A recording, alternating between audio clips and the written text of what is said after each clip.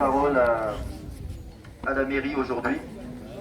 On n'a pas eu de notification comme quoi il y avait mariage ou fête de la nationalité ou je ne sais quoi. Donc je pense qu'on va aller jusqu'à la mairie pour la dispersion.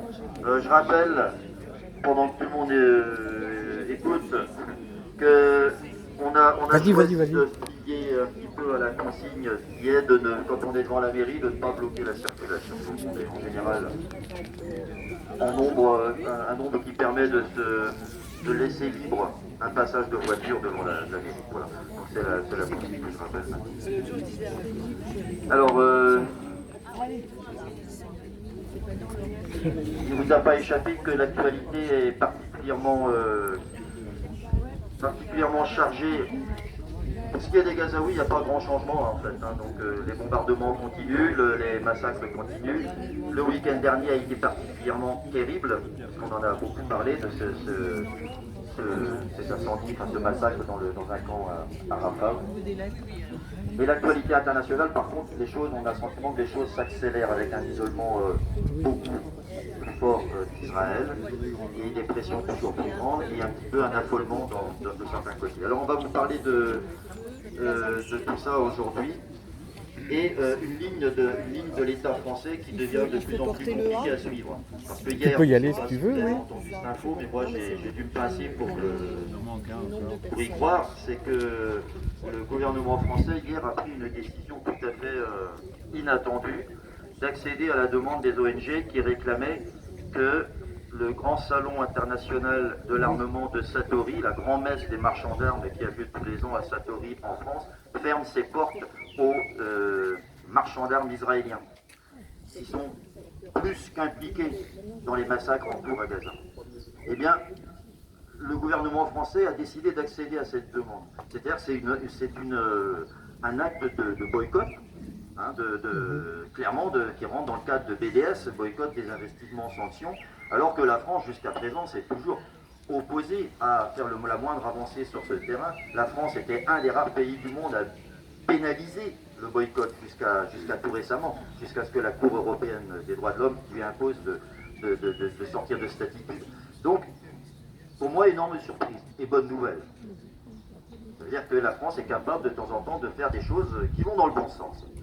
Mais comment comprendre la ligne de la France quand dans le même temps, l'État français, le gouvernement français persiste dans une attitude qui est en contradiction avec sa propre ligne diplomatique, attitude de refus de la reconnaissance de l'État d'Israël, alors que d'autres pays européens... oui, vous avez compris, il est reconnu depuis longtemps. Voilà, alors que d'autres pays montrent la voie. Donc c'est le en même temps, m'a dit quelqu'un tout à l'heure quand on discutait, voilà, c'est un en même temps un peu difficile à comprendre. Donc c'est une bonne nouvelle quand même, cette histoire du salon d'armement de Satori. Mauvaise nouvelle, la France persiste dans son refus de reconnaître l'État de Palestine. Alors on va commencer notre prise de parole par un appel qui a été publié hier par l'Humanité, mais qui est signé. Alors là, il y a la liste des premiers 550 signataires, c'est impressionnant. C'est beaucoup de personnel politique, bien sûr, beaucoup d'élus, mais de tous bords, enfin de tous bords, j'exagère un petit peu, pas tout à fait de tous bords, mais de tous les horizons, plutôt à gauche. Je dis plutôt parce que c'est peut-être pas exclusif. Bon, et vous ne serez pas surpris de voir que la droite, la bonne vieille droite française, et le parti présidentiel en sont plutôt absents. Donc à part ça, c'est très large au niveau politique, et puis surtout c'est énormément de personnalités. Alors il y a beaucoup de maires de grandes villes, il y a aussi beaucoup de personnalités du monde universitaire, du monde de la culture en général, etc. etc. C'est une liste tout à fait impressionnante. Voilà, donc Alain va lire cet appel qui est assez court, mais qui vient se diviser. Appel reconnaître l'État de Palestine maintenant. Face à l'atrocité de la situation à Gaza, l'Espagne, l'Irlande et la Norvège ont décidé, mardi 28 mai, de reconnaître officiellement l'État de Palestine. Ces trois nations rejoignent l'immense majorité des pays, 146 sur 193, ayant fait cette démarche. Le président Emmanuel Macron affirme que la France est prête à faire de même, mais à un moment utile. Nous affirmons que ce moment utile est venu plus que jamais. Après les ignobles attaques du Hamas du 7 octobre et la réponse dévastatrice d'Israël, ce geste est le seul à même d'ouvrir un horizon politique. Cette reconnaissance attendue de longue date n'est pas un aboutissement, mais le préalable à tout processus de dialogue et de négociation.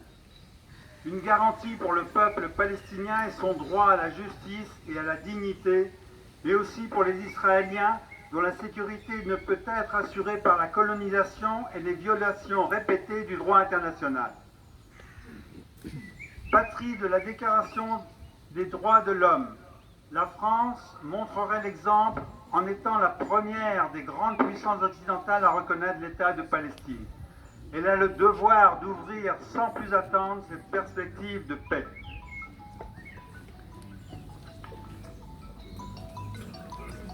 Et pour continuer sur ce sujet, qui est quand même un sujet important, on va vous lire une synthèse, que c'est long, on va essayer de raccourcir un petit peu, du texte du collectif des juristes pour le respect des engagements internationaux de la France. Donc, ce sont des juristes qui répondent au président Macron, qui parle de reconnaissance d'émotion. L'Espagne, l'Irlande et la Norvège ont reconnu l'État palestinien, la France ne le fera pas. Du moins, pas sous la présidence Macron qui a déclaré « Je ne ferai pas une reconnaissance d'émotion ». Alors que ces mots étaient prononcés, les citoyens français étaient, eux, plongés dans l'émotion du massacre de Rafah et de ces images effroyables de réfugiés et déplacés brûlés vifs, nouvelles victimes s'ajoutant à un bilan humain effroyable de ce qui a été présenté comme une opération contre-terroriste, menée, faut-il le rappeler, ce sont des juristes qui parlent, par une puissance occupante qui viole jusqu'aux ordonnances de la plus haute juridiction internationale. Je ne ferai pas une reconnaissance d'émotion. La formule est, hélas, emblématique du renoncement de l'exécutif au droit international. Monsieur Séjourné, ministre des Affaires étrangères, avait déjà posé, ouvrez les guillemets, un seuil moral à ne pas franchir quant à l'accusation de génocide, puisqu'il s'agissait de l'État juif. Le même monsieur Séjourné a déclaré que la reconnaissance de l'État de Palestine n'est pas un tabou. Nous, juristes, nous cherchons toujours à cette heure dans les statuts de Rome ou dans la Charte des Nations Unies une quelconque référence à, ouvrez les guillemets, à un seuil moral ou au tabou, en vain. Lorsque le procureur Karim Khan a requis des mandats d'arrêt contre les dirigeants d'Israël et du Hamas, la France a affirmé son soutien à la Cour pénale internationale, à son indépendance, à la lutte contre l'impunité dans toutes les situations. Mais il n'a pas fallu attendre très longtemps pour que M. Séjourné déclare, ouvrez les guillemets, qu'il n'y a aucune équivalence possible entre le Hamas, un groupe terroriste, et Israël, un État démocratique. Les requêtes du procureur Karim Khan, pourtant, n'établissaient aucune équivalence, pour la même raison que ce n'était pas leur objet. Mais la diplomatie française, une fois de plus, s'est crue contrainte d'alimenter la confusion. La rigueur juridique était donc une fois de plus abandonnée pour satisfaire les exigences des dirigeants israéliens et de leur soutien en France. Aujourd'hui, à propos de la reconnaissance de l'État palestinien, le président donc attend le moment utile et ne veut pas se laisser guider par l'émotion. Mais non, monsieur le président, il ne s'agit pas d'émotion, il s'agit de droit. Le droit à l'autodétermination du peuple palestinien est bien un droit et pas un souhait d'exaucer ou pas. Là, je résume un petit peu pour aller vite. Les juristes rappellent que ce droit à l'autodétermination du peuple palestinien, il est reconnu par le droit international, non pas depuis quelques années, mais depuis même le mandat britannique confié aux Britanniques par la Société des Nations en 1920, je ne sais plus exactement la date précise, mais enfin bon, ce droit au peuple de Palestine à l'autodétermination, il est déjà déterminé à ce moment-là. Il est réaffirmé dans le plan de partage de 1947 voté par l'ONU. Bon, on sait ce que l'histoire en a fait. Ce droit n'est toujours pas, n'a toujours pas pu être mis en application. Par contre, seul l'État juif, le foyer national juif, a vu son aboutissement par la création de l'État d'Israël. Ni la dispersion forcée de la nation palestinienne, ni l'occupation de 67, par contre, ne remettent en cause l'existence du droit à un État palestinien. Voilà.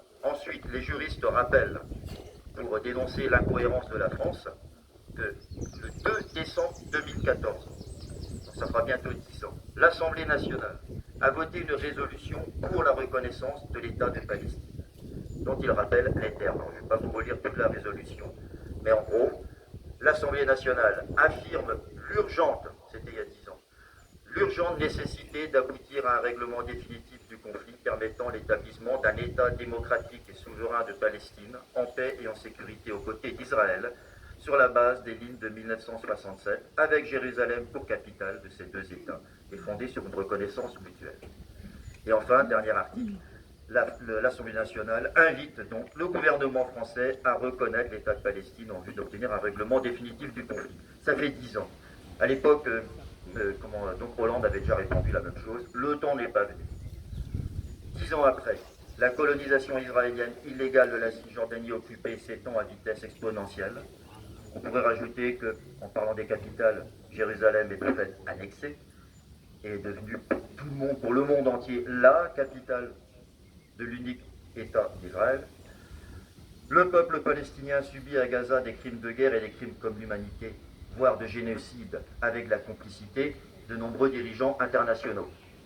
C'est cette complicité qui vient de conduire des ONG européennes, avec le soutien d'éminents juristes et de hauts fonctionnaires, à saisir le bureau de la CPI, du procureur de la CPI, pour une demande d'enquête sur Madame van der Leyen. Alors j'ai eu l'info, là je ne savais pas. Je ne sais pas si vous en avez entendu parler, moi. Donc Madame van der Leyen, qui est, je ne sais plus sa fonction exacte, la chef présidente de la Commission européenne. Oui, de l'Union européenne, merci, mais le titre exact. De la Commission. De la Commission, présidente de la Commission, merci. Voilà, donc une demande auprès du CPI pour demande d'enquête sur Madame van der Leyen pour complicité par soutien économique, financier, diplomatique et politique. En France, le soutien inconditionnel apporté à Israël au plus sommet de l'État, couplé à une répression sans précédent des citoyens et élus portant la voix de la raison, ce soutien marque hélas un renoncement total et dangereux au droit international. Il eût été logique, cohérent et conforme au droit international que la France reconnaisse l'État palestinien. Mais non, ce n'est pas le moment utile. Et le président de la République vient d'exhorter le président de l'autorité palestinienne à, ouvrez les guillemets, mettre en œuvre les réformes indispensables en vue de la reconnaissance de l'État de Palestine. Mais la reconnaissance de l'État de Palestine n'est conditionnée à aucune réforme et tout le monde aura compris qu'il s'agit d'un nouveau prétexte pour éviter d'avoir à appliquer le droit. En outre, Monsieur le Président, il aurait été utile d'assortir cette injonction de réforme d'un guide de faisabilité. Pourquoi pas intitulé « Comment réformer des institutions d'un État sous occupation militaire ». La reconnaissance de l'État palestinien n'aurait pas été dictée par l'émotion, mais par l'exigence que devrait avoir la France pour le respect de ses propres engagements internationaux. Les dirigeants espagnols, irlandais et norvégiens ont eu cette exigence et le 28 mai 2024, ils sont entrés, eux, dans l'histoire. Voilà, c'est un point de vue de juriste, ça me semblait important de le rappeler.